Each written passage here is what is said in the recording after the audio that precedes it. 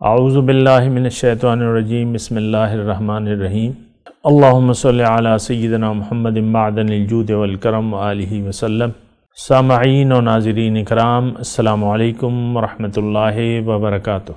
آج کا ہمارا موضوع یہ ہے کہ مقام احسان کیسے حاصل کریں۔ دیکھیں، یہ بات آسان ہے، مشکل نہیں ہے۔ میں بار بار آپ کو کہہ رہا ہوں، دین آسان ہے۔ ایک تو یہ بات جو ہے یعنی میں اپنی طرف سے نہیں کہہ رہا، بلکہ حضور صلی اللہ علیہ وسلم نے ہمیں فرمایا ہے کہ الدین یسر سہلۃ بیضا، دین آسان ہے، سہل ہے۔ سہل کا مطلب آپ ایسی یعنی ایسا چلنا جو اوپر سے نیچے کی طرف ہو، یہ اس کو کہتے ہیں سہل۔ الدین یسر آسان ہے، سہل ہے، بیضا روشن ہے۔ اس میں ایسی تاریکی نہیں ہے کہ ایک بات کی وضاحت نہ ہو آپ کے لیے۔ تو یہ مطلب حضور صلی اللہ علیہ وسلم کی۔ دوسری بات یہ ہے، جب میں کہتا ہوں آسان ہے تو اس کا مطلب یہ ہے کہ یہ دین بنایا کس نے؟ اللہ تعالیٰ نے بنایا۔ اب اللہ تعالیٰ نے ہمیں کس نے بنایا؟ ہمیں بھی اللہ تعالیٰ نے بنایا۔ اب اللہ تعالیٰ نے اللہ تعالیٰ بہت مہربان ہے۔ ان اللہ بالناس لرؤوف الرحیم، اللہ تعالیٰ لوگوں پر بہت شفیق و مہربان ہے۔ تو جو اس نے ہمیں لیے قاعدہ بنا دیا ہے زندگی گزارنے کا، جو دین، تو وہ یہ نہیں ہو سکتا کہ مشکل ہو۔ اور یعنی دوسری بات یہ ہے کہ جب دین آسان ہے، اللہ تعالیٰ نے قرآن میں فَسَنُيَسِّرُهُ لِلْيُسْرَى کہ جو ایک راستے پر چلے گا صحیح طریقے سے، اللہ تعالیٰ فرماتا ہے کہ وہ آسان دین میں اس کو مزید آسان کر دوں گا۔ تو مقام احسان کی میں بات کروں، یہ کیسے حاصل کریں؟ سب سے پہلے تو اس میں یہ ہے کہ آپ زندگی کا کوئی مقصد تعین کریں، اپنے آپ کو پہچانیں، پھر دنیا میں آپ کا جو وجود ہے اس پر آپ سوچیں کہ یہ کیوں ہے، اور آپ سے پوچھا کیا جائے گا۔ آپ سے اپنے بچوں کے بارے میں، جو بگڑے بچے ہیں ان کے بارے میں نہیں پوچھا جائے گا۔ جو پیسے ہیں، اگر آپ کے پاس ہیں یا نہیں ہیں، یا آپ نے دولت کمائی ہے یا نہ کمائی، اس کے متعلق، نہ گھر کے متعلق سوال ہوگا کہ تم نے گھر بنایا کہ نہیں بنایا۔ یہ سارے سوالات جس کے لیے ہم پریشان ہیں، اس کے متعلق نہ اللہ پوچھے گا نہ فرشتے پوچھیں گے۔ پہلا جو ہوتا ہے، آپ دیکھیں قبر میں جب مردے کو یعنی ہمیں رکھا جائے گا، تو ہم سے پہلا سوال کیا ہے؟ رب کے متعلق ہوگا کہ تمہارا رب کا مطلب منزل، معبود، مقصود، محبوب، یہ کون، یہ کیا تھا تمہارا دنیا میں۔ پھر پوچھا جائے گا کہ تم نے کس طریقے سے زندگی گزاری، اپنی مرضی سے کہ اللہ کی مرضی سے۔ ما ربک ما دینک، اور تم نے کس کی پیروی کی۔ یہ حضور صلی اللہ علیہ وسلم تشریف لائیں گے اور پوچھا جائے گا کہ ان کے بارے میں تمہاری کیا رائے ہے۔ تو ظاہر ہے کہ پہلی جو مومن جو ہوتا ہے وہ تو خوش ہو جائے گا۔ تو لیکن جو پہچانتا نہیں ہے، یہاں بھی آج بھی ہم نے حضور صلی اللہ علیہ وسلم کو نہ پہچانا ہے، نہ پہچاننا چاہتے ہیں۔ یہ بھی یعنی ایک قابل نوٹ بات ہے نا۔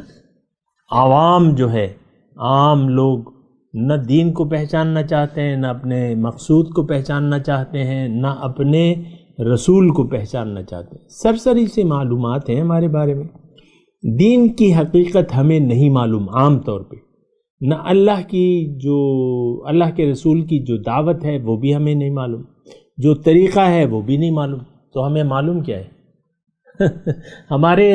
ہمارا اصل میں مسئلہ یہ ہے کہ ہماری منزل دنیا ہے، اور دنیا ہی کے متعلق ہم سوچتے رہتے ہیں، پیسے کیسے کمائے جائیں، گھر کیسے بنایا جائے، یا یہ گزارا کیسے ہوگا۔ یہ تو بڑی مشکل بات ہے۔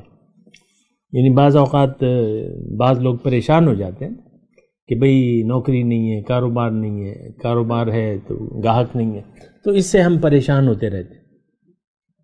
اس کے متعلق تو پوچھا ہی نہیں جائے گا کہ تم نے کتنا کمایا، کیا کمایا، یہ سوال بھی نہیں ہوگا۔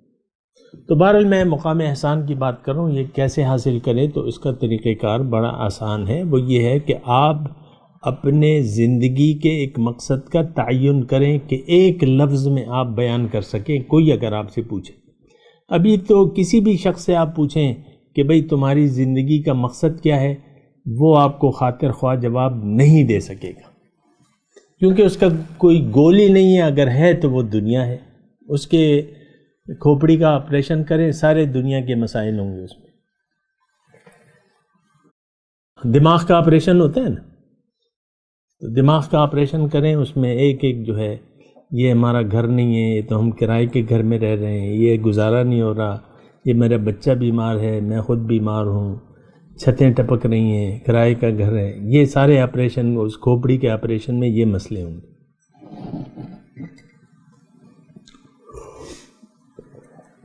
بیویوں کے گھر کے سر کا آپریشن کرو تو میرا شوہر بڑا خراب ہے، مجھے ٹائم نہیں دیتا، اور یہ پھر ماؤں کا دیکھو تو کہتے ہیں میرے بچے مجھے بڑے تنگ کرتے ہیں، چین سے نہیں لینے دیتے۔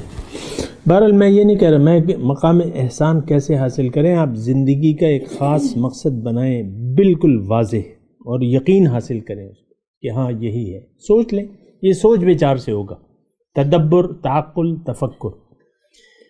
پھر اس منزل اللہ آپ کی زندگی کا حاصل ہے، اور اللہ ہی ہمارا مقصود ہے۔ آپ کو اب چلنا ہے اللہ کے راستے پر، اللہ کی طرف رخ پھیرنا ہے۔ یہ بھی بڑی چیز ہے نا، ہم رخ پھیرنے کے لیے تیار نہیں ہوتے، نماز روزہ پڑھ لیتے ہیں، لیکن رخ دنیا ہی کی طرف ہوتا ہے عام طور پہ، تو یہ بھی غلط بات ہے۔ پہلے تو آپ اپنا رخ پھیریں، پھر دین کے کاموں کی بات کریں۔ ماں اپنے بیٹے کو نصیحت کرتی رہتی ہے، بچے نماز پڑھو نماز پڑھو، رخ اس کا دنیا کی طرف ہے، وہ رخ کو نہیں بدلتی، نہ خود معلوم ہے رخ، اور نہ بس نماز پڑھو، نماز کیوں نہیں پڑھتے؟ تو بہرحال یہ الگ مسائل ہیں، اس پہ بھی انسان سوچنا چاہیے۔ اصل تو رخ ہے کہ آپ کا رخ کس طرف ہے۔ انی وجہت وجہی للذی فطر السماوات والارض حنیفا وما انا من المسلمین وما انا من المشرکین، کہ میں مشرکوں میں سے نہیں ہوں، میرا رخ اس ذات کی طرف ہے جس نے زمین اور آسمان پیدا کیے ہیں، اور میری ہر چیز اب اللہ کے لیے ہے۔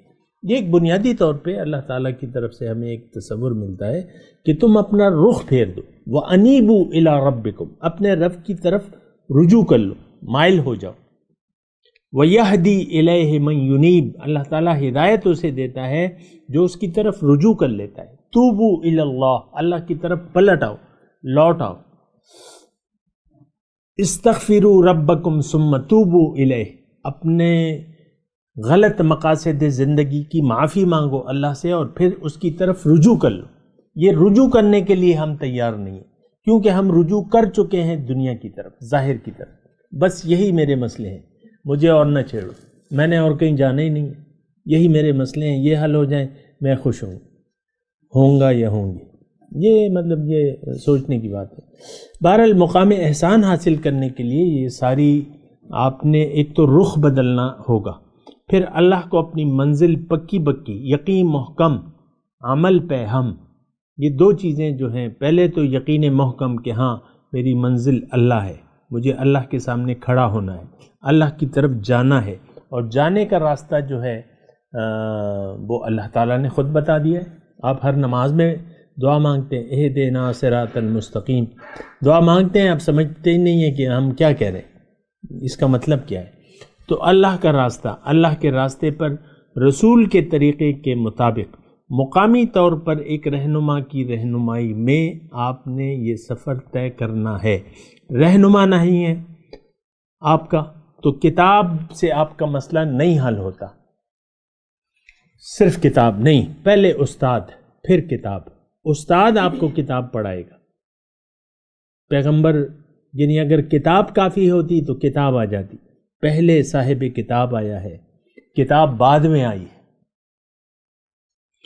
تو وہ پھر آپ کو تعلیم دے گا۔ یعلمکم الکتاب والحکمت، تو کتاب کی تعلیم، کتاب کی تلاوت وہ شخص کرے گا۔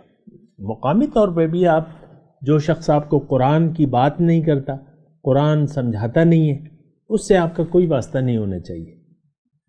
جو قرآن کی بات، جو اپنے گھڑی یعنی کہانیاں بیان کرتا رہتا ہے، اس سے آپ کا کیا واسطہ ہے؟ قرآن کی تعلیم دینے والا شخص وہ آپ کا رہنما، اور خود جو اللہ کے راستے پر ہے وہ آپ کا رہنما ہو سکتا ہے۔ بہت سے لوگ اللہ کی بات کرتے ہیں لیکن خود اس راستے پر نہیں ہوتے۔ بہرحال وہ دیکھ کے مقام احسان کیسے حاصل کریں یہ میں آپ کو آج بتا رہا ہوں کہ دیکھیں، منزل بنائیں اور خوب یقین حاصل کریں، پوچھیں، سوال کریں، یقین حاصل کریں۔ اور اس میں تو کوئی اتنی مشکل بات، آپ ہیں، آپ ایک تو اللہ کے ہیں اور اللہ کی طرف جانا ہے۔ موت کیا ہے؟ یہ ملاقات کا وقت ہے، یعنی اللہ سے ملاقات کا وقت ہے۔ تھوڑا سی بات مزید کریں گے ایک وقفے کے بعد۔ وآخر دعوانا ان الحمد للہ رب العالمین۔ مولاي صل وسلم دائما ابدا على حبيبك خير الخلق كلهم